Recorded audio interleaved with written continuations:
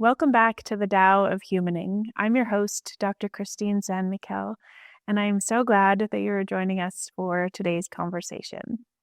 We're going to be talking about where science meets soul and how, in my experience, science and spirituality can live very happily hand in hand. They do not have to be different things. I teach research classes in a doctoral program for acupuncturists. And in that class, a lot of times, initially, there's a bit of resistance to research. Not always, but there's some pushback because studying acupuncture, it's a whole nother conversation, but studying acupuncture within the Western medical model has a certain set of challenges. And it tends to not be oftentimes how we treat in clinic. That's changed a lot in recent years. They're getting a lot more quality and more realistic studies out there. Anyway, what I talk to my students about, though, is this idea of true scientific method really is coming from a place of being curious about the world around us and very open to learning and seeing results show up that are oftentimes somewhat surprising, right? There's a sense of openness and capacity to take a set of data, regardless of what we hope that it will say, and being able to accept the results, repeat the study, and then see if we get the same results, right? There's a bit of that exploratory nature to the scientific method, right? And I think ultimately science comes from a place of wanting to understand the world around us, right? And our place within that world. And how do we take our experiences, whether it's something in our physiology or something in our culture, whatever it is that's being studied, and how do we then learn and grow and then go explore some other things? There's a whole way that the mind of what I think of as a true scientist is very open and exploratory. And so I wanted to share a little bit about why I think it's so important to consciously develop this quality of openness. Partially because when we're asked to, or when we feel like we need to choose a side or pick a lane, right?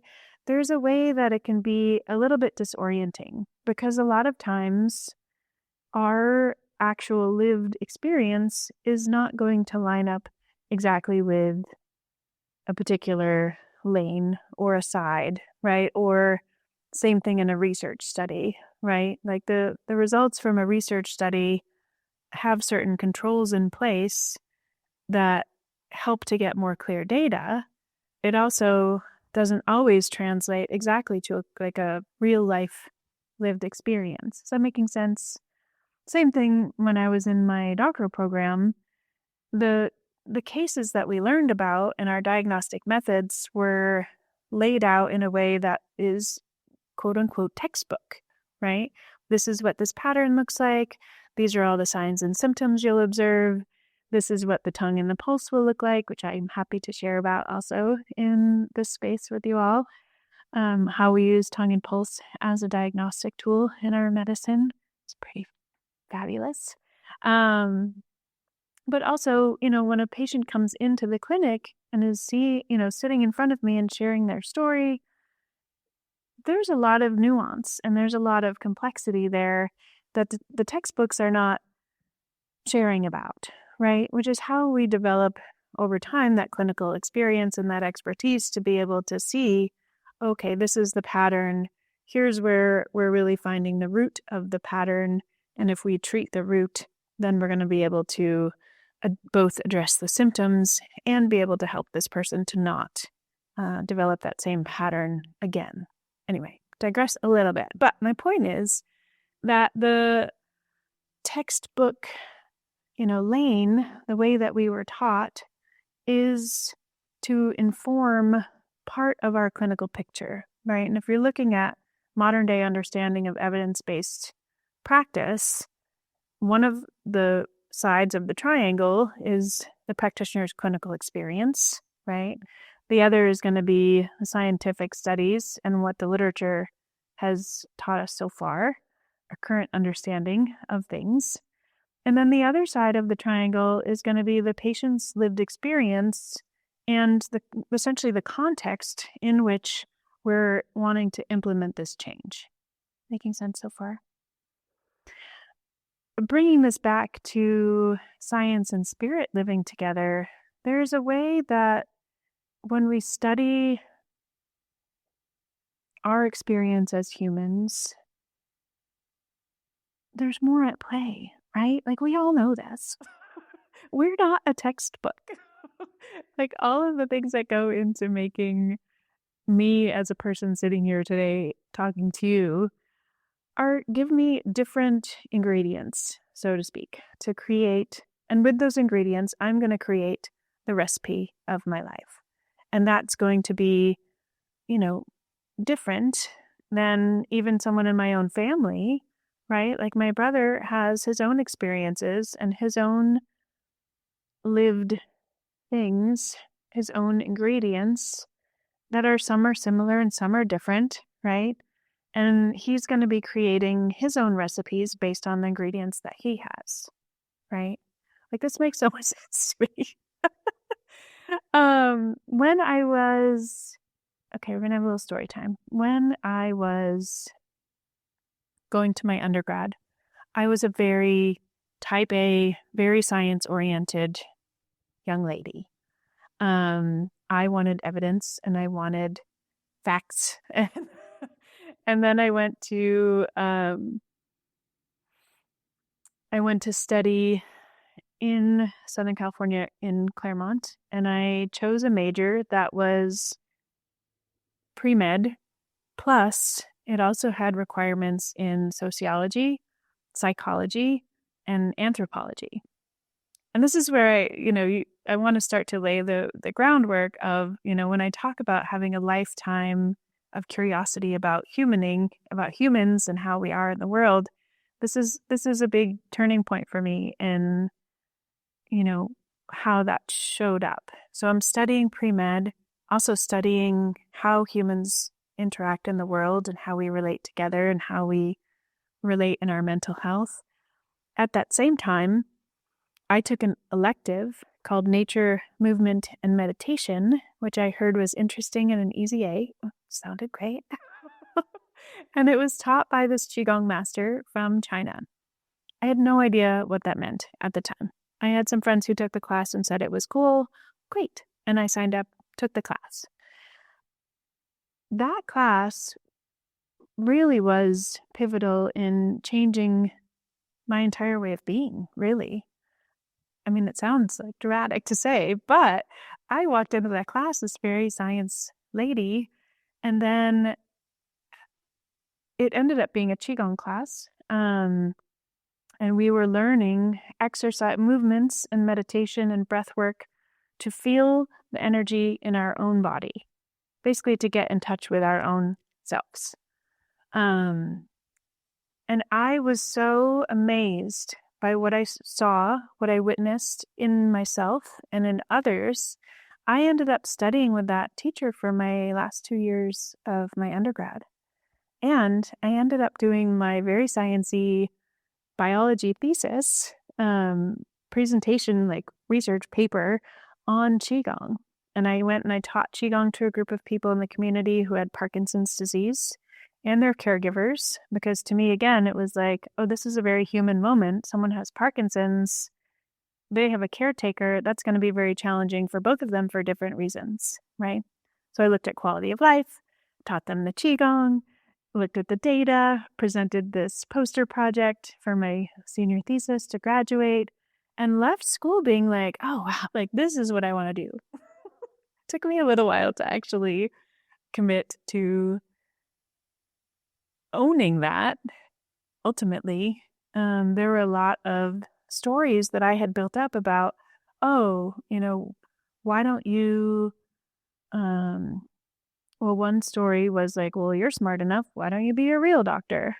So I was like, well, maybe they're right. Maybe I should be a real doctor, right? And that's what we were talking about last episode about having too many inputs, right?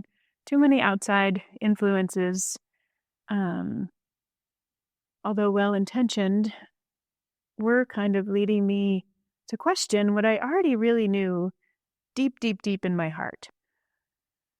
And there was a part of me that had to reconcile those pieces. So in essence, looking back, that was actually a wonderful thing that I was able to have those questions brought to me, because it did bring more clarity once I did decide to go down the path of, becoming a doctor of Chinese medicine.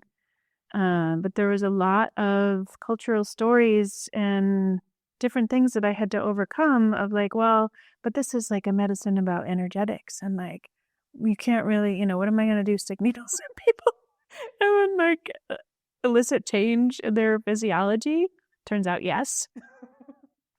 But coming to find peace with those two seemingly different sides really has been a common theme kind of throughout my life. And even today, like, I have a wonderful acupuncture practice. I help people every day improve their health on a physiological level. And I also see them having more balance in their emotions and feeling more resourceful and more able to cope and manage in their lives and even thrive in their lives through challenging things. And, all of these amazing things, right? Very energetic level. I also teach Qigong classes to women about learning about their bodies and their physiology. And I also teach research classes. So I still have that. I've carried that love of both worlds with me since, it's been 30 years since I first took those classes, that had me open my eyes to see how much more there is available when we allow life to be not in a box. I don't know grammatically if that was a great sentence, but yeah, I hope you're understanding what I'm saying. It's like the more that we try to limit ourselves, put ourselves in a lane, this is also a conversation getting into like what are useful identities that we choose in our lives. That could be another episode that we do together. But having the sense of honoring the complexity of life and having a little pause for maybe there's more that we don't understand, right? There's that story of the 6 blind men and the elephant, right? And all these 6 blind men walk up to this elephant and they all touch a different part of it, but they're touching it. So they physically have a felt sensation of reality, right? One of them touches the leg and it's like, oh, this elephant is very much like a tree trunk, right? Another one touches the tail. It's like, oh, this elephant is very much like a snake, right? Or the trunk. I don't remember the exact parts, but the essence is there's always more to the elephant than what we can see, right? Even in scientific discovery, it's like, okay, this is what we know given these inputs and these parameters in this moment in this time, right? Most good science is going to be open to that changing because there can be more discoveries that are happening as we're going through life, right? That applies everywhere, right? Very much looking at, where is it in our day-to-day lives that we're feeling like a this or that, right? Like it has to be either information or it has to be intuition. It can't be both. Right? There's so many, looking back on my life, there's so many instances where things didn't make sense on paper, right? Like even me going to that school, like I grew up in Maine. My whole family was there for generations. And then I decide I'm going to move to Southern California and go to college was really pretty unheard of. And it honestly didn't quite make sense on paper, but I knew I had that deep felt sense knowing there was some reason that I had to go there. Right. And I can't even imagine if I hadn't listened to that intuition, if I had talked to myself out of it with like a rational, logical facts of like why, I could just go to a great school in New England and be close to family and, do these different things, right? But that wasn't what my intuition was telling me. And being able to see that pretty immediately, and then being able to refine that listening tool over the years really has enriched my world and the world of the people around me. And so what I would love is for you to think about, where in your life are you putting yourself in a box? Or where are you feeling like there might be room, a little bit of wiggle room to be able to expand and explore something else? And that could be something that you explore on a walk, or it could be a conversation. It could be just something that you think about, I wonder where I might be able to feel more open. Or I wonder where I could hear my intuition a little bit more clearly, right? Especially if you have a health challenge going on, right? Or project. Oftentimes I'll talk to patients about health challenges and looking at them not as like a problem that needs to be solved, but looking at them as a project, because partially that has a little bit less of an identity making piece to it. But looking at a health project, like maybe you want to look at regulating your cycle so that you can be pregnant and bring a baby home. Or maybe your A1C is high and you want to take on the project of improving how your body processes insulin, right? Or whatever it is, right? Sometimes there are things that we can have as projects, and sometimes there are things in life that show up that are more like a gym, like they're there to make us strong. We don't have as much control over those things. Well, where we can, looking at what could be a project and where might you be able to explore using both science and your intuition, and allowing some quiet for those things to kind of sit and see where they land. Because a lot of times, especially nowadays, it's so easy to be like, oh, I'm going to go online, I'm going to use AI, and I'm going to ask all these questions. And there are incredible resources out there. Don't get me wrong. I am not anti using all the resources. I am pro building discernment so that you're not looking at things from a place of overwhelm, and you're able to actually sit with things and see, okay, how would that, like, what do I hear when I ask myself inside? And then sometimes you may not get an answer right away, and that's okay too. It can be a little bit unsettling at first for people to like, oh, I want to know the answer. What I get that too. I get it. My husband and I joke that it's like a very like Sagittarius thing. We want like the thing right now. We want the answer. We want it to happen now. So it's training, right? It's training yourself and teaching, allowing yourself space to just be uncomfortable and not have the answer yet, and keep asking the question, right? Keep asking, and then keep being open to hearing what shows up, right? That's the intuitive side. It's like you can do the research and you can talk to the experts in your world, and you can also have an input of your own intuition and see what that says, right?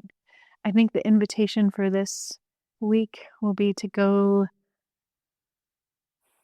through the week and notice, where are one or two places where you are feeling like you want to rush through and get the answer or know something that just isn't quite there yet.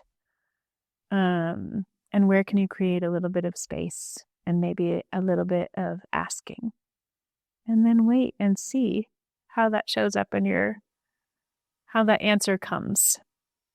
Does that sound good? Sounds good to me. I'm so grateful that you joined us today or joined me today.